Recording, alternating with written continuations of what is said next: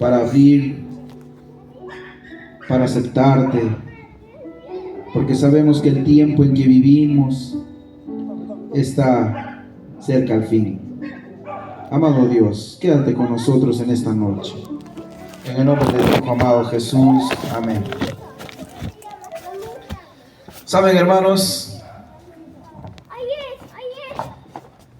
en este tiempo final en que estamos viviendo, porque de acuerdo a la cronología bíblica, estamos viviendo ya en el último tiempo.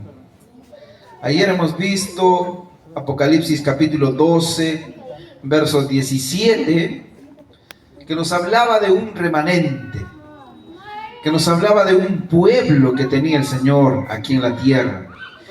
Y que no solamente hay un pueblo en este último tiempo, sino que durante todas las épocas de la historia, Dios siempre tuvo un remanente. Pero especialmente en este último tiempo, Dios tiene un remanente. Y ayer hemos visto cuáles son esas características. Hemos visto que las características del remanente del Señor son dos. ¿Cuáles eran, hermanos? Los que guardan los mandamientos de Dios.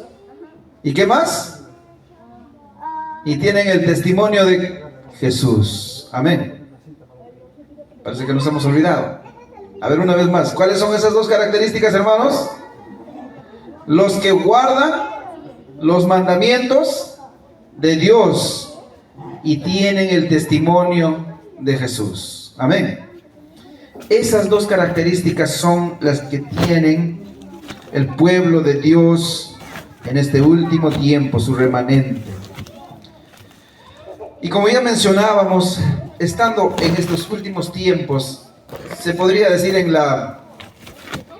el epílogo de la historia de esta tierra, en el final del conflicto, vamos a llamar así porque la Biblia menciona que estamos en un gran conflicto también. Hay dos posiciones: estar con Jesús o estar en contra de Jesús. Si estamos con Jesús, entonces somos parte de su remanente. Si estamos en contra de Jesús, estamos en el otro lado, de parte del enemigo. Y aquí la historia también nos menciona que cuando estamos en conflicto, cuando estamos en guerra, cuando estamos en una situación bélica, hay que tener o hay que tomar decisiones, hermanos. No hay una posición intermedia. No hay yo me quedo en el medio y no voy a ningún lado. O estás con Dios o no estás con Dios. Y esos 15 segundos de tu vida pueden determinar tu futuro. Esas decisiones que tú tomes en 5 segundos pueden determinar tu futuro. Cuenta la historia en el tiempo de las guerras, ¿no? Hablamos ahí de Napoleón, y él dice que en la batalla solamente toda la batalla se concentra en 15 minutos. Esos 15 minutos de batalla, de guerra ahí puede determinar quién es el vencedor y quién es el perdedor. Y nosotros estamos en un conflicto, el gran conflicto cósmico. Y entonces tenemos que tomar decisiones. Y esta noche va a ser noche de decisiones. Amén, hermanos. Estamos estudiando el libro de Apocalipsis y ahora vamos a ir al capítulo 1 de Apocalipsis. Hemos estudiado el capítulo 12 anoche y ahora nos vamos al capítulo 1 de Apocalipsis, versículos del 4 en adelante, hermanos. Y vamos a leer la palabra de Dios hasta el versículo 6.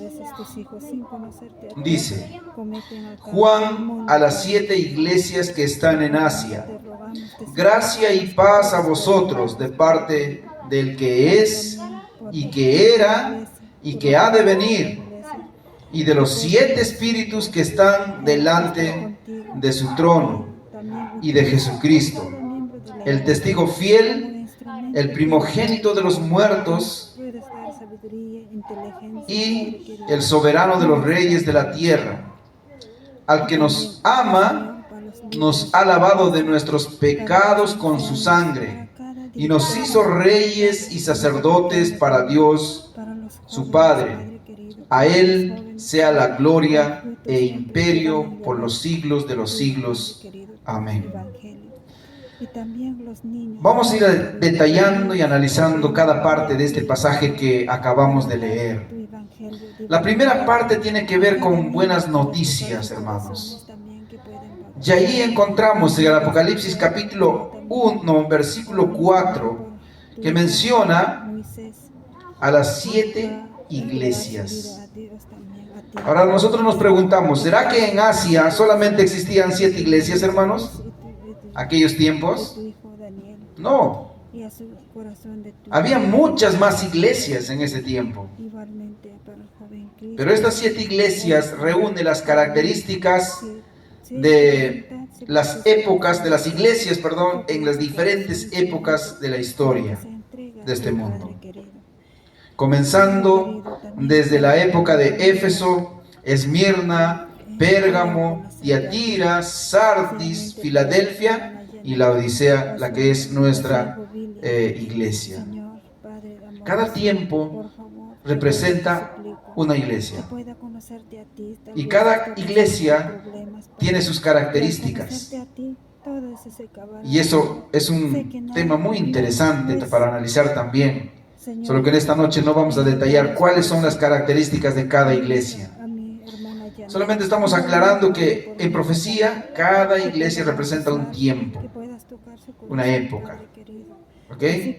Entonces, vemos ahí y vamos a analizarlo ahí, este pasaje, desde el principio, ¿no? Juan, ¿quién recibe la visión, hermanos? Padre te conoció por motivos X, Señor, se alejó de ti, porque a veces, Señor. Bien, ahora sí. Juan recibe la visión. Antes de pasar lo que ya mencionamos, las iglesias, queremos enfatizar, hermanos, aquel momento en que Juan recibió la visión. Y yo me pregunto a veces, cuando tú te separas de un ser querido por mucho tiempo, y al verlo, ¿cómo es nuestra reacción, hermanos? Una reacción muy interesante, ¿verdad? Yo tuve la oportunidad de ver a un niño que fue separado de su papá. El papá pasó por la casa de mi hermana, yo tenía más o menos 14 años, y el papá llegó con su hijo pequeñito, como más o menos de 3 añitos, y habló con mi hermana mayor y le dijo, ¿no? Mire, yo estoy escapando, me le dice ella, yo estoy huyendo y no puedo llevar a mi hijito, me están persiguiendo, así que por favor te encomiendo a mi hijo, hazle dormir aquí en las noches, téngalo por un tiempo y yo voy a volver por él. Y curiosamente ese niño se quedó conmigo y dormimos ahí en el terrado allí de la casa, porque no queríamos que nadie lo mire, porque el momento que estaba atravesando este padre era un momento difícil.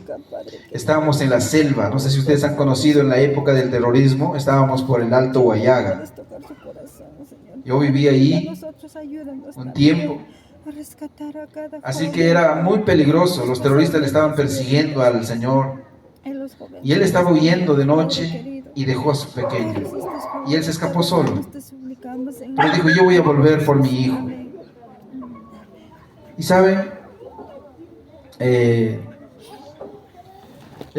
niñito quedó triste, pasó como 2 meses, no volvía a su papá, él estaba muy triste, pero cuando una tarde estaba a punto de llegar ya la noche, apareció del bosque su papá. Y imagínense ese encuentro, hermanos. El niñito se alegró tanto de ver a su papá, corrió a sus brazos, lo abrazó, Bien triste, carga su se sintió lágrima. feliz y no Entonces, quiso más nunca tú separarse. tienes que saber elegir. Y ahí esa noche mismo él desapareció con su hijito y ya no sé más la historia. Pero lo que me quedó impresionado es ese encuentro. Y ahora cuando nosotros vemos acá la historia de Juan, ¿cuánto tiempo Juan había perdido de vista a su maestro? Más o menos, ¿cuántos años tendría Juan en este momento que él estaba escribiendo, que estaba recibiendo la visión? Unos 100 años por lo menos. No sabemos, tal vez 90, no podemos dar una exactitud. Pero Juan estaba viejito. Y cuando estaba ahí Juan, escucha la voz de Jesús, hermanos. ¿Cómo habrá sido ese momento? Juan se habrá sentido emocionado. De repente la voz vino de atrás, ¿no? Juan, escribe lo que voy a decirte. Y Juan se habrá sorprendido y habrá visto mi maestro. Y su maestro ahí estaría, Jesús. Hermanos, habrá sido emocionante aquel momento. Entonces, vemos ahí un encuentro maravilloso entre Jesús y el discípulo amado. Aquel que se había arrinconado en el corazón de Jesús, en el regazo de Jesús, le contemplaba en este momento y podía escuchar su voz. Y ahí Jesús dándole el mensaje. Y este mensaje en esta noche vamos a ir descifrándolo. La primera parte tiene que ver con las noticias de la paz. Y veamos el versículo 4 y volvamos a leer. Dice, a las 7 iglesias que está en Asia, gracia y paz a vosotros. Hermanos, de parte del que es. Algo interesante, ¿no? Y vamos a ir descifrando también. Gracia y paz. ¿Qué significa esto? Gracia y paz. Hermanos, si nosotros leemos el texto, es un saludo para todos los que oyen, porque ya hemos visto en el versículo 3, ¿qué dice el texto? ¿Qué decía, hermanos? Bienaventurado el que lee, los que oyen y los que guardan las palabras, las cosas escritas, ¿no? Porque el tiempo está cerca. Entonces, lo que está tratando de decir el Señor es que nosotros en este mundo podemos hallar gracia, podemos hallar paz. En este mundo de pecado, en este mundo de dolor, en este mundo de sufrimiento, en este mundo de llanto, en este mundo de muerte, es posible encontrar paz, hermanos. Amén. Es posible encontrar gracia. Pero ¿dónde podemos encontrar? ¿Dónde? En Jesús. Amén. El único lugar donde podemos encontrar paz, gozo, gracia es en Jesús. Entonces aquí el Señor está hablando, está comenzando una carta a sus hijos, a su pueblo, a todos sus remanentes de todos los tiempos y a toda la humanidad en general. Dios está diciendo gracia y paz a vosotros. Está encabezando una carta. Pero en el mundo no podemos encontrar paz, hermanos. En el mundo no podemos encontrar gracia, porque hay pecado, porque hay maldad, porque hay dolor, porque hay llanto. En el único lugar, en la única persona que podemos encontrar paz y gracia es en Jesús. Así que, si nosotros podríamos preguntar, y una vez preguntaron también a un personaje, ¿cómo podemos nosotros, cuál sería la forma de tener paz en el mundo entero? ¿Cuál sería nuestra respuesta, hermanos? Ahí habían puesto un letrero incluso, ¿no?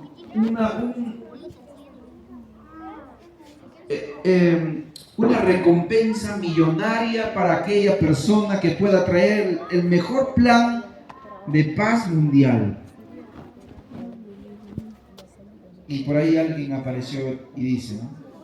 La única forma de tener paz en el mundo es Jesús en el corazón de la humanidad. ¿Cierto o no, hermanos? La única forma de tener paz en este mundo es cuando Jesús está en el corazón del ser humano. No hay otra fórmula. La maldad, ¿qué es, hermanos? Ausencia de Dios en la vida de la persona. ¿Por qué hay tanta maldad en la gente? Porque simplemente decidió sacar a Dios de la vida.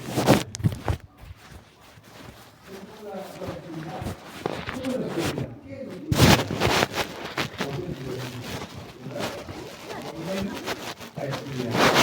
de la misma manera, en el mundo habrá paz si Jesús está en el corazón de las personas. Si Jesús no está en el corazón de las personas, no habrá paz, no habrá gracia. Así que aquí encontramos, hermanos, una esperanza, una buena noticia, un buen evangelio, se puede decir, de la paz. ¿Y quién es el autor de la paz? Es Jesús. ¿En quién se encuentra paz? En Jesús. Cuando Jesús vive en el corazón del ser humano, siempre habrá paz. La única fórmula de tener paz en este mundo es si Cristo está en el corazón del ser humano. Y ahora veamos la segunda noticia. ¿Y cuál es la segunda noticia? La segunda noticia de Dios, hermanos, es Dios. Y si nosotros seguimos leyendo el pasaje, vamos a encontrar allí donde dice, el versículo 4, gracia y paz a vosotros, ¿de parte de quién? ¿De parte de quién, hermanos? Leamos el texto, lo que tiene ahí. Dice allí, de parte del que es y que era y el que ha de venir. ¿Y qué más? De los 7 espíritus que están delante de su trono y de Jesucristo, el testigo fiel, el primogénito de los muertos y el soberano de los reyes de la tierra, el que nos ama. ¿Quién encabeza esta carta, hermanos? Ahí vemos claramente. ¿Quién está encabezando? ¿Quién está firmando esta carta? Dicho de otra manera, ¿quién es el remitente de esta carta? ¿Quién es? Oh. ¿Quién es, hermanos? Jesús. Es Dios manifestado, mejor dicho, la deidad manifestado en sus 3 personajes. La primera parte que vemos dice, miren, gracia y paz a vosotros de parte del que es, el que era y el que ha de venir. ¿Quién es ese? Es Dios, el Padre. El que dijo a Moisés, yo soy el que soy. Entonces, el primer personaje que está sellando esta carta, que está firmando esta carta, es Dios el Padre. Y el segundo personaje que encontramos ahí dice, de los 7 espíritus que están delante de su trono. ¿Qué significa esto en Apocalipsis, en profecía? Representa al Espíritu Santo. Y la última parte dice, y de Jesucristo, el testigo fiel, el primogénito de los muertos y el soberano de los reyes de la tierra, el que nos ama.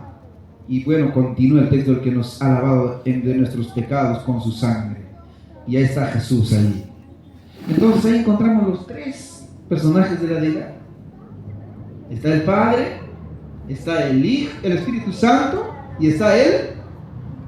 ¿Quién, hermanos? El Hijo, Jesús. Y hermanos, ¿por qué estos 3 aparecen allí? ¿Por qué la deidad se manifiesta en los 3 personajes ahí? Porque los 3 son los autores, hermanos, de la salvación. A través de la historia, Dios cumplió su papel y hasta ahora sigue cumpliendo el Padre. El Espíritu Santo sigue cumpliendo su misión en la salvación del ser humano.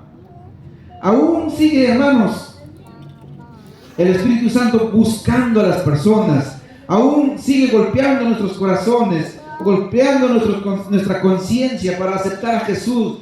Gimiendo, dice la palabra de Dios, muchas veces clamando para que nosotros nos arrepentamos, moviendo las circunstancias para buscar a Dios, moviendo la situación para que nosotros estemos aquí. Y por eso, hermanos, la primera noche le dije a usted, no es una casualidad que estás acá, es porque Jesús quiere que estés aquí, porque Dios quiere que estés aquí. Por eso el Espíritu Santo hizo todas las condiciones para que usted esté aquí y puedas escuchar su palabra. Sigue cumpliendo su misión el Espíritu Santo, hermanos, buscándote, llamándote, animándote, fortaleciéndote. Y aquí justamente encontramos las 7 características del Espíritu Santo que podemos ver allí. ¿Qué hace? El Espíritu Santo da sabiduría, el Espíritu Santo da inteligencia, el Espíritu Santo da consejo, el Espíritu Santo da poder, da conocimiento, da temor o reverencia al Padre. Todas esas características tiene el Espíritu Santo. Es una persona, es una parte de la deidad preocupado por la salvación del ser humano. Amén. Entonces aquí vemos que los 3 están allí, hermanos. Dios el Padre, Dios el Espíritu Santo, ¿y qué más? Jesús. Y algo maravilloso con Jesús. ¿Cómo no poder, hermanos, estremecer nuestro corazón al saber que el más interesado, por decirlo de una forma entre comillas, porque los 3 están interesados en nuestra salvación, pero el que se encarnó, el que vivió entre nosotros, el que nació de una mujer, el que sufrió acá en la tierra, el que sufrió la persecución, el que también en algún momento sudó, caminó, miró el sufrimiento del ser humano, ese es Jesús, que está firmando esta carta, que está preocupado por ti, por toda la humanidad y de manera personal en esta noche por ti, hermanos, y por mí. Ese es Jesús, que un día derramó su sangre en la cruz del Calvario para que nosotros podamos tener acceso a la salvación. Y ese Jesús está firmando ahí. Y por eso el texto dice allí: y Jesucristo, el testigo fiel, el primogénito de los muertos, porque venció a la muerte. Primogénito de los muertos no quiere decir que es el primero que resucitó, sino que es el especial. Es el único que derrotó a la muerte. Y gracias a esa resurrección, hermano querido, amigo, hoy tenemos acceso a la vida eterna. Amén. Ese es el Jesús que está firmando esta carta. Ahí dice: el soberano de los reyes de la tierra. Nosotros sabemos muy bien que hasta antes que Jesús muriera en la cruz y resucitara, había un representante en este mundo. ¿Y quién era ese representante en el concilio celestial? Satanás. Satanás era el representante, porque Satanás le quitó el lugar a Adán, que era el representante de este mundo en el concilio celestial. Pero después de que cayó Adán, Satanás era el representante. Y cuando Jesús muere en la cruz y resucita, destrona a Satanás y recupera esa posición. Ahora Él es el rey, representante de esta tierra. Él es nuestro amado Jesús, nuestro hermano mayor. Y además dice el texto aquí, hermanos, qué maravilloso, ¿no? El que nos ama. Por eso les decía al principio, qué maravilloso habrá sido ese momento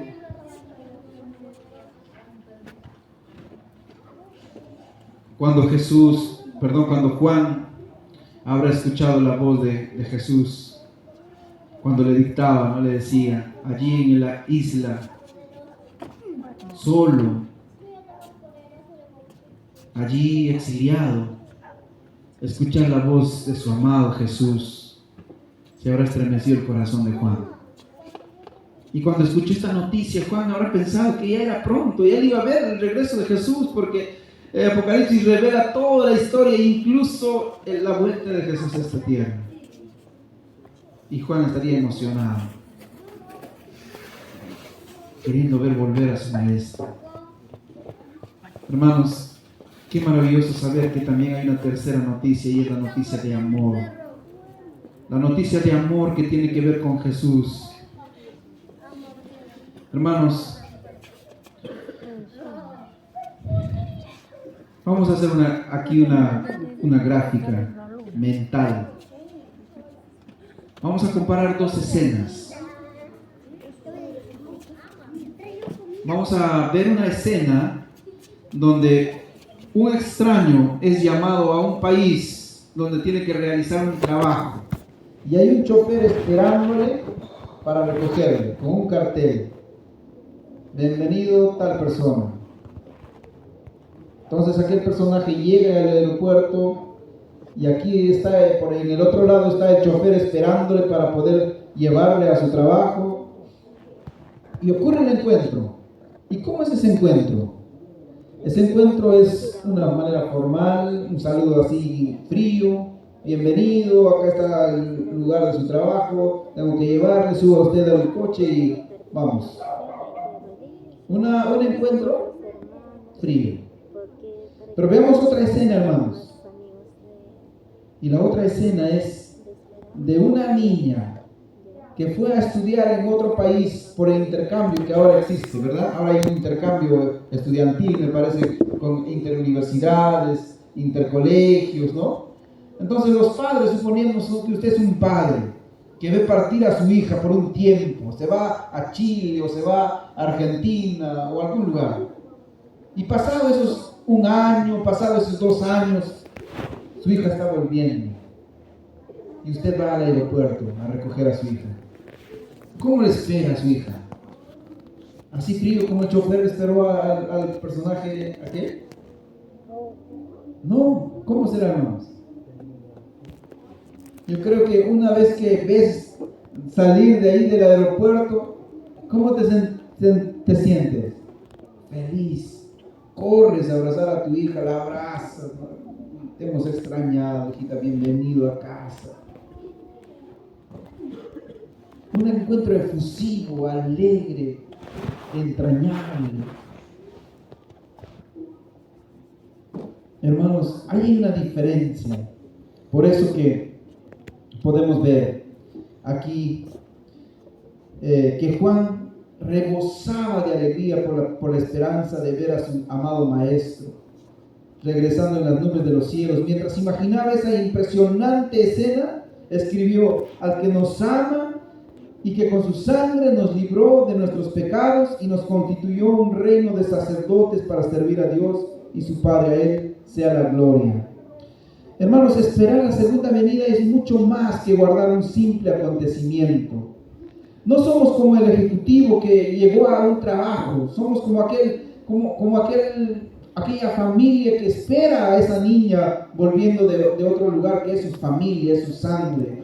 Entonces ahora nosotros, hermanos, tenemos que albergar esa esperanza maravillosa, que no solamente tiene que ser un conocimiento, no solamente tiene que ser aguardar una venida. Tenemos que vivir mientras esperamos a Jesús una vida de cristiano. Tenemos que acercarnos más a Jesús, conocerle más, acercarnos más, vivir con Él, caminar con Él, andar con Él, si es posible llorar con Él, en todo momento como Juan lo hizo, para poder conocer a ese Jesús de una manera más profunda y para que nuestro corazón esté, hermanos, así como de Juan en ese momento cuando Jesús venga. Hoy en día, si Jesús viniera en este momento, ¿cuál sería nuestra reacción? Tal vez esperamos como aquel personaje, ¿no? Ejecutivo que viene de otro lugar, indiferente, frío, y de seguro que nos perderíamos, hermanos. Es el momento de conocer más a Jesús. Es el momento de conocer más a nuestro Salvador. Es el momento de acercarnos más a nuestro Jesús amado. Es el momento de entregarnos cada día más a Él. Es el momento de tomar decisión de estar de parte de Él. Es el momento de conocer más de su palabra. Es el momento de escuchar más su voz. Cada día, hermanos. No hay más tiempo que perder. Estamos llegando al último tiempo de esta historia, de esta tierra. Estamos llegando a los últimos instantes del gran conflicto. Muy pronto Jesús, hermanos, dejará su vestido de abogado y tomará su vestido de juez y dirá: hecho está. El que es justo ahora siga siendo justo, y el que es injusto siga siendo injusto. Entonces ya no habrá oportunidad. Por eso, mi estimado hermano y amigo, ahora es el momento de la decisión. Hoy es el momento de decir: Jesús, yo quiero estar contigo. Es el momento de tener la actitud de aquel niño. Yo no me voy a olvidar esa escena, hermanos.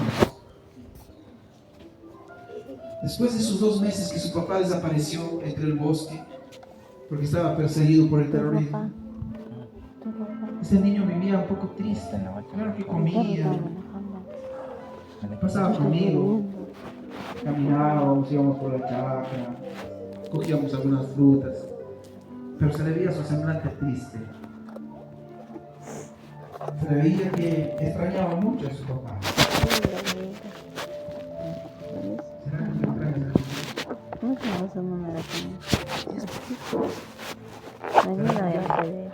¿Será que te extrañas?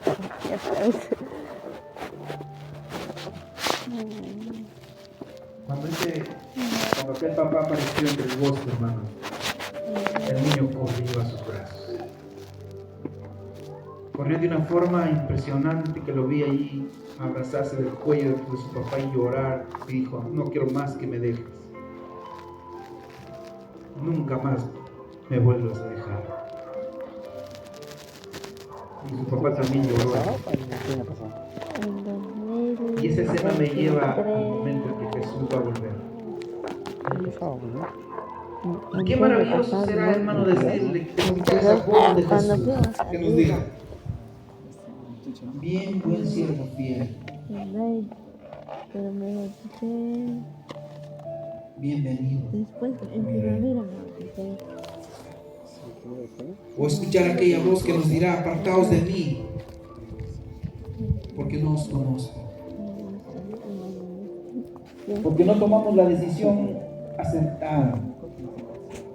Porque decidimos vivir nuestra propia vida, nuestra propia voluntad, a pesar de conocer las Escrituras, a pesar de conocer los consejos divinos, decidimos apartarnos y hacer nuestra vida.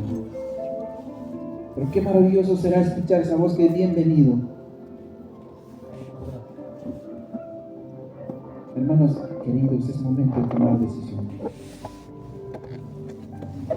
¿Qué más podemos esperar si ese Jesús ya derramó su sangre en la cruz del Calvario?